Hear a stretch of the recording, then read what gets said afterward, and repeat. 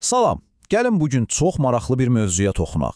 Psixoterapevt Sübhan Abuşovun təqdim etdiyi bir metodla həyatımızı o avtopilot rejimindən çıxarıb, daha şuurlu, daha fərqində yaşamağın yollarını öyrənəcəyik. Bu elə bir texnikadır ki, gündəlik həyatınıza dərhal tətbiq edə bilərsiniz. Həm çox sadədir, həm də inanılmaz dərəcədə təsirlidir. Elə isə başlayaq. Yəqin ki, bu his hər birimizə tanışdır, elə deyilmi? Səhər durursan, vərdiş etdiyin işləri görürsən, işə gedirsən, qayıdırsan və günün sonunda fikirləşirsən ki, mən bugün nə etdim ki? Sanki günü sən yaşamamısan, gün səni yaşayıb. Bax, bu avtopilot rejimi əslində nədir və niyə bu qədər çoxumuz bu vəziyyətə düşürür? Əslində bu vəziyyət düşündüyümüzdən qat-qat daha çox yayılıb. Fikir verin, gün ərzində yüzlərlə qərar veririk, fərqli-fərqli vəziyyətlərə emosional reaksiyalar göstəririk, bəs bu proseslərin nə qədərini həqiqətən də şuurlu şəkildə idarə edirik? Çox vaxt biz sadəcə beynimizə çoxdan yazılmış proqramların, vərdişlərin təsiri altında hərəkət edirik. Baxın, bütün məsələnin açarı elə budur. Psixologiyada buna metakognitiv düşüncə deyirlər. Yəni nə? Yəni öz düşüncələrinə, öz davranışlarına sanki kənardan, bir müşahidəçi kimi baxa bilmək qabiliyyəti. Bu, əslində bir növ özünün psixoloq olmaq kimidir. Psixoterapevt Sübhan Abuşov deyir ki, bu avtopilot vəziyyətini yaxşı anlamaq üçün beynimizin iki əsas iş rejimini bilməliyik. Bu rejimlər arasındakı fərqi başa düşmək, o avtopilot düyməsini söndürmək üçün atacağımız ilk, ən vacib addımdır. Gəlin görək, biz adətən hansı rejimdə yaşayırıq? Deməli, baxın, sol tərəfdəki avtomatik reaksiya rejimi bizim, necə deyərlər, zavod ayarlarımızdır. Yəni standart rejimimiz. Burada sükan arxasında emosiyalar oturur, impulslar bizi idarə edir, düşüncə isə arxa planda qalır. Sağ tərəfdəki şuurlu analiz rejiminə keçməyin yolu isə bircə şeydən keçir: özünü qiymətləndirmə. Məhz bu avtopilotu söndürən o düymədir. Yaxşı, bəs bu qədər vacib bir dəyişikliyi etmək üçün mürəkkəb, uzun-uzadı yollara ehtiyac varmı? Qətiyyən yox. Həll yolu əslində inanılmaz dərəcədə sadədir. Bəli, səhv eşitmədiniz. Bütün bu fundamental dəyişikliyin kökündə cəmi bircə cümlədən ibarət olan gündəlik, çox sadə bir vərdiş dayanır. Və budur o güclü sual. Hər günün sonunda sadəcə bir anlıq dayanıb özünüzdən soruşun. Mən bugün nə etdim və sabah nəyi daha yaxşı edə bilərəm? Bəli, bu qədər bəsit.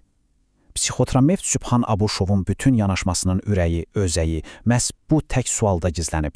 Amma bu sualın sadəliyi sizi aldatmasın. O, beynimizdə şuurlu dəyişiklik üçün zəmin yaradan iki çox fundamental psixoloji prosesi hərəkətə gətirir. Birincisi refleksiya, ikincisi isə özünü tənzimləmə. Yəni, proses necə gedir? Birinci addımda, refleksiyada siz keçmişə baxırsınız. Gün ərzində baş verənlərə sanki bir kənardan emosiyaların təsiri olmadan obyektiv şəkildə baxırsınız. İkinci addımda, yəni özünü tənzimləmədə isə artıq gələcəyə baxırsınız və beyninizi gələcəkdə fərqli davranmaq üçün yenidən proqramlayırsınız. Baxın, bura çox diqqət edin, çünki bu, bəlkə də bütün prosesin ən kritik nöqtəsidir. Məqsəd özünüzü qınamaq, ittiham etmək deyil. Əsla. Məqsəd bir alim kimi, bir tədqiqatçı kimi öz davranışınızı anlamağa çalışmaqdır.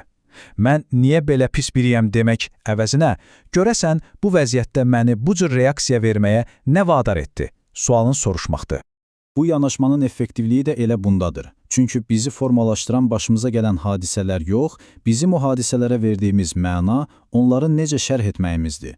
Bu sualı soruşmaqla biz passiv iştirakçı olmaqdan çıxıb, öz təcrübələrimizdən aktiv şəkildə öyrənən tədqiqatçılara çevrilirik. Bəs bu analizi etməyəndə nə olur? Çox sadə. Həyatımız təkrar düyməsinə basılmış bir kasetə bənzəyir. İşdə eyni səhvləri təkrar edirik, münasibətlərdə eyni mübahisə döngüsünə giririk, vaxtımızı eyni səmərəsiz şəkildə xərcləməyə davam edirik.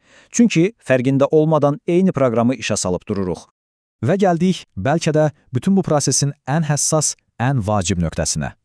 Çünki çoxumuz məhz bu məqamda səhvə yol veririk və bu vərdişi faydasız hala gətiririk. Unutmayın, bu proses özünüzlə döyüşmək deyil, özünüzlə dost olmaqdır. Özünüzə sən niyə beləsən deyib qınamaq yox, gəl görək səni nə narahat edir, gəl səni anlayaq deməkdir. Məqsəd özünü ittiham edib mənəviyyatını aşağı salmaq deyil, özünü anlayıb davranışını dəyişdirməkdir. Yaxşı, tutaq ki, hər gün bu kiçik addımı atdıq. Bəs uzun müddətdə bu bizi hara aparacaq?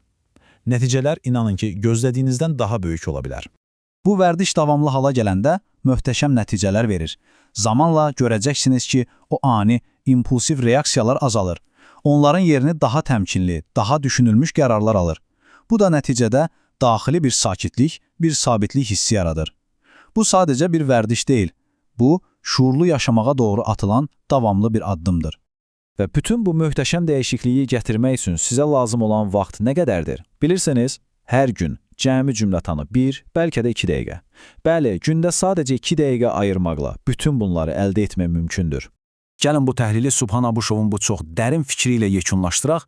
İnkişaf böyük addımlarla deyil, kiçik, davamlı, şuurlu müşahidələrlə baş verir. Hər şey kiçik bir addımla, kiçik bir sualla başlayır. Elə isə gəlin bu axşamdan başlayaq. Günün sonunda dayanın və özünüzdən soruşun. Sabah nəyi daha yaxşı edə bilərəm?